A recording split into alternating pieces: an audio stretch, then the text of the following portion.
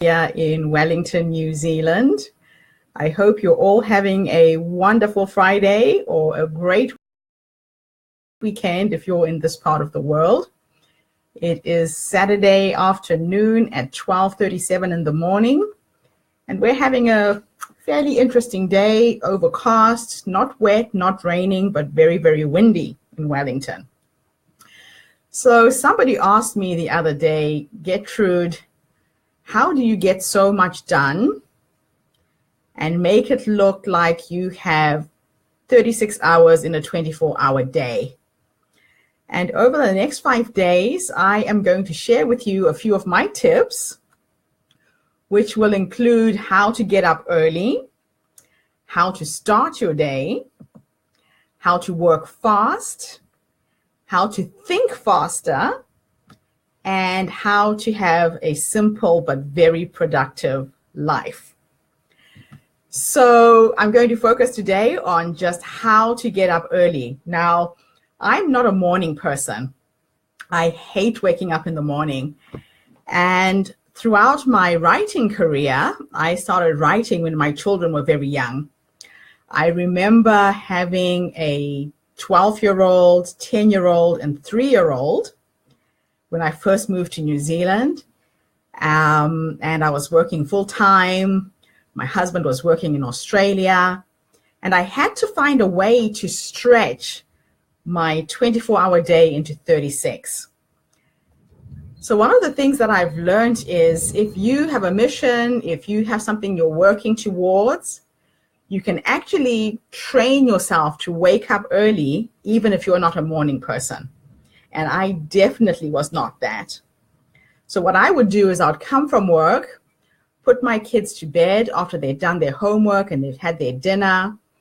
And I would go to sleep at about 9:30 in the evening.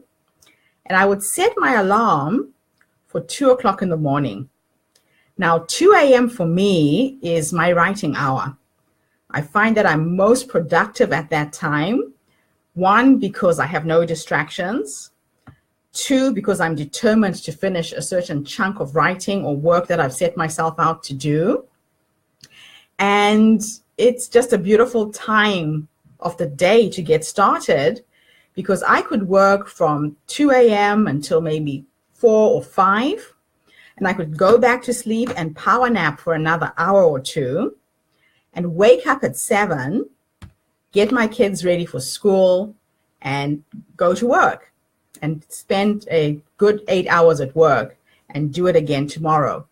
Now, needless to say, I would crash after maybe 2 or 3 weeks, and I would have to slow down and maybe sleep the whole weekend. But my kids got used to my working pattern, and they became very, very supportive in helping me get things done. Like, I have 2 sons and a daughter, and we used to call my daughter Z the matron.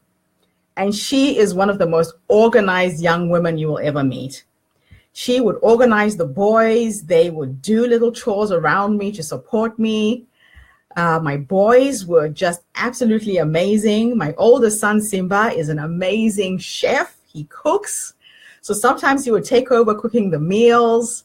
And my youngest son, again, very, very organized. By the time he was 8, he knew how to put his laundry in the washing machine, take it out, fold it, iron.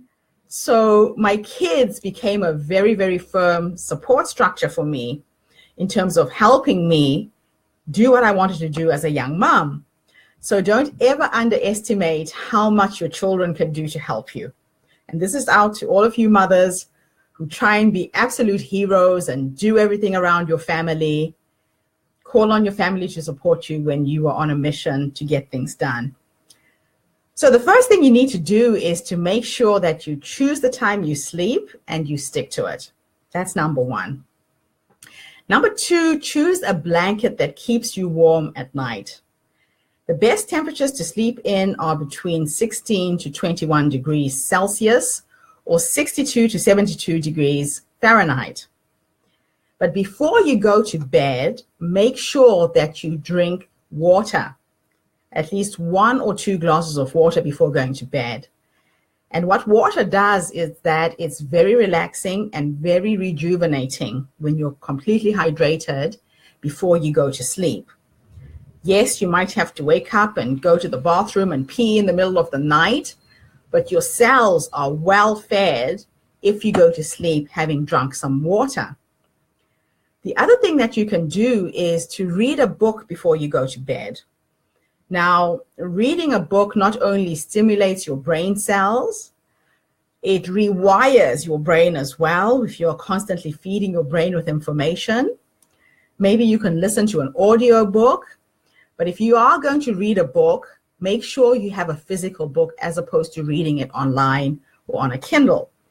Now, the reason is because when you are reading online, you're going to get distracted.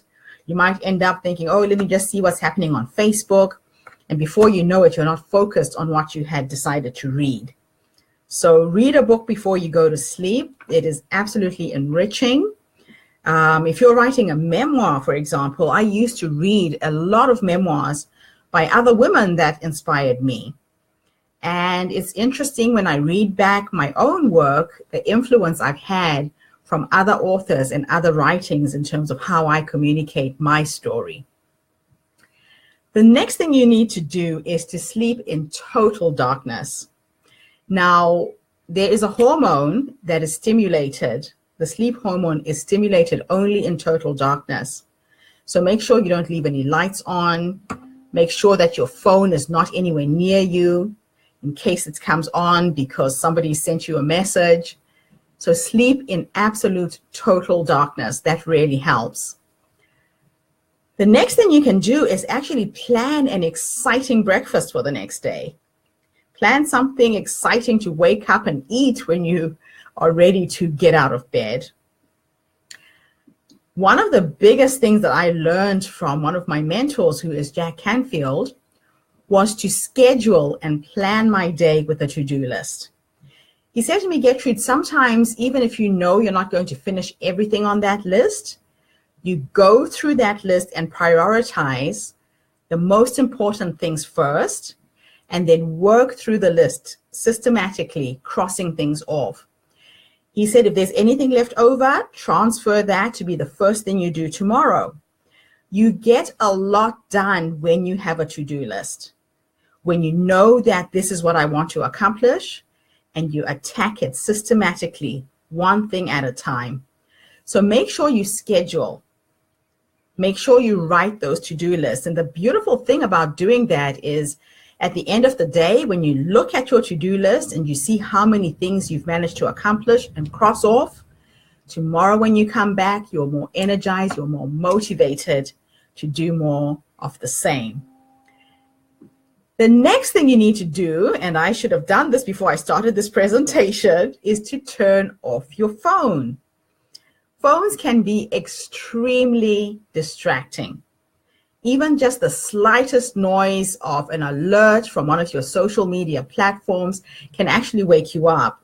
And even if you are asleep, you do hear them, even if you think you're in deep sleep. So turn off that damn phone before you go to bed, please. And then lastly, put your alarm on the other side of the room.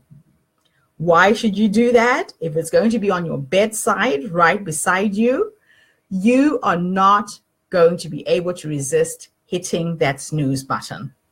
You don't want to hit snooze. You want to make sure that you are completely as far away from that alarm as possible so that it forces you to get up and go and switch it off and then start your day. So those are my first tips for you today on how you can turn a 24-hour day into 36. And I encourage you to try it. When I was writing my first book, I got to a point where I didn't even need the alarm in the end. It was almost as if my muscle memory kicked in. And at 2 o'clock in the morning, like clockwork, I would be up, I would be at my computer, and I would start writing. So thanks for tuning in. I can see a few friends from Germany. I have Kim, Patrice in the United States, Mark Costello in New Mexico, thank you for joining me today. Pat in Australia, in Melbourne. Meryl, again in New Mexico, thanks for joining me. This is Gertrude Mache in beautiful Wellington, New Zealand. Inbox me your questions. Ask me anything that can help stretch me. Come up with my little nuggets of wisdom every single day. And tomorrow, I'm going to focus on how to start your day so that you can be more productive and more effective every single day of your life. So enjoy the rest of the weekend, relax, have fun with your families. If you are looking for a mentor, if you are looking for a business coach, if you are looking for a life strategist and you want to change careers, change your life, travel, inbox me. I would love to talk to you and tell you about the services that I offer people around the world. And if you want to write a book, I am a book midwife. I show up when people are ready to birth their stories. So send me a message and I will tune in with you again tomorrow. Bye for now.